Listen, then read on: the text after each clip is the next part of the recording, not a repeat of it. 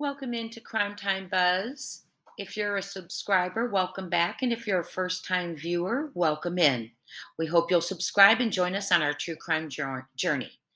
The first hours, so important. Investigators shared in an interview February 27th while out searching for Sebastian Rogers that the norm for Sebastian is not to sleep much at night, but be active at night and probably sleep more during the day. That's what investigators were told the first hours of this investigation. The first hours.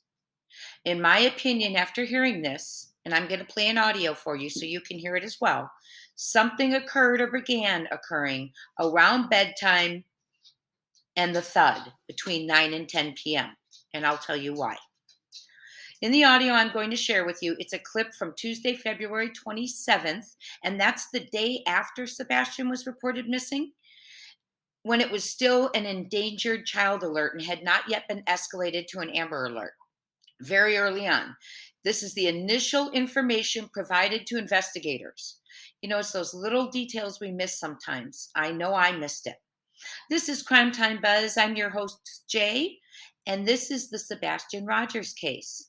The first hours. We're going over the first hours. The ongoing narrative, as we know, has stated that on Sunday night, February 25th, Sebastian was asked to go to bed at 9 o'clock, and he did. Next, saying goodnight, I love you to mom and dogs. Verbal staging, in my opinion. A thud was heard at 10. He spoke in response to indicate he was okay. More verbal staging, in my opinion. And then nothing noted from him after, alluding he was asleep the rest of the night. Well, it's not likely the case because this is not the norm for Sebastian Rogers. Please listen. I'm going to play the audio twice in this video. It's an interview with Chief Deputy Sumner County Sheriff's Office Eric Craddock and Ken Wiedner, Director of Sumner County Emergency Management Agency. This clip is Wiedner. They're outside searching, by the way, so there's vehicles. It's not my audio. That's a little bit difficult to hear. Here goes. And again, I'll play it twice, once now and once towards the end. Teenagers are resilient. We're really hoping he has enough clothes on to stay warm. And we think that when he gets fatigued, he should rest. And he doesn't, apparently doesn't sleep a lot at night. And he's more active at night. And probably sleeps a little more in the day. So we hope he's laying down and resting. And we just want to, we don't want him to outwalk the search.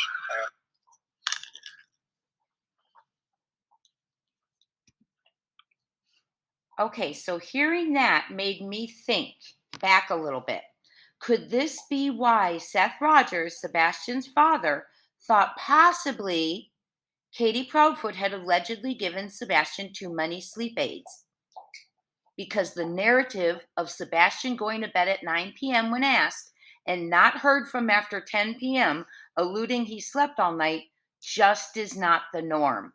And Seth, the father, knows that, and so perhaps wondered what would have made his son sleep that easily or long, and that's why he allegedly thought perhaps she had given him too many sleep aids. I don't know. What do you think? Smash that subscribe. I'd love to have you. And please hit the like button if you're enjoying this video. A piece of information from the first hours. And it's so important because Sebastian being awake all night truly could make a difference in the events of that night and alter possibilities, right? Remember the emotional roller coaster I did a video on where the emotional roller coaster began on Sunday night? Chris Proudfoot was quoted as saying in an interview. I did a video on that, having many kids on the spectrum in my classrooms over the years and an autistic granddaughter. I thought possibly Sebastian was overstimulated from his eventful day. This is a thing, you know. So perhaps Sebastian was too wound up and would not, could not, and did not go to bed right away. And now I'm leaning that way even more. Now that we know it's normal for Sebastian to stay up and be active at night, probably sleeping during the day. Here's the audio one last time. They Teenagers are resilient. We're really hoping he has enough clothes on to stay warm, and we think that when he gets fatigued, he should rest. And he doesn't apparently doesn't sleep a lot at night, and he's more active at night, and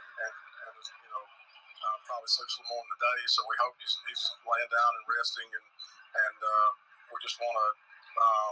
We don't want him to outwalk the search. And Why has this not been the narrative? So it was a known fact that it was more than probable Sebastian was up most of the night to give a realistic perspective of the nighttime norm during the alleged time of the disappearance. Why wasn't it repeated over and over in all the interviews? Why would it not be important to repeatedly say that? He was usually not asleep in his room at night during the time frame he allegedly disappeared. He's a night owl, sleeps more during the day. Honesty is so important and your child's life depends on it. So this is a red flag to me in my opinion.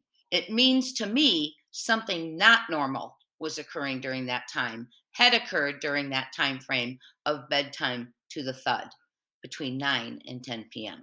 Was either occurring or had occurred. What do you think?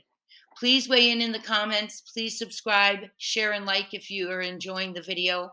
Sebastian is still missing. He has not been seen for 114 days. If you know anything about his location or disappearance, it's time to call 1-800-TBI-FIND. Talk soon, friends.